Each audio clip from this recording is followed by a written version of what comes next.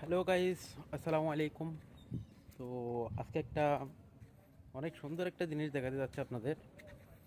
তো দেখলে আসলে জিনিসটা দেখলে একটা কীরকম যেন একটা মনে খুব আফসোস চলে আসে।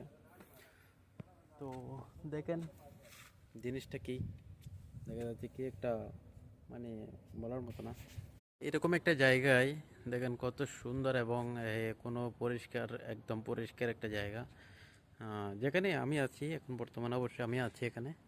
তো এরকম একটা জায়গায় কি একটা জায়গায় একটা কবুতর, কি আমাদের বাংলাদেশে জালালি কবুতর বলি, এখানে ওই কবুতর আর কি কোথায় বাসা বাঁধছে দেখেন। এমন একটা জায়গায় বাসা বাঁধলো যা মানে দেখার বিষয় একটা। উঠতে অনেক কষ্ট হচ্ছে। দেখেন কোন দিক উঠলাম, কোথায় উপরে উঠলাম একদম। দেখেন এই যে এই যে এই যে দেখেন পাখিটা কি সুন্দরভাবে এখানে বসে আছেন। দেখেন দেখেন কেকো।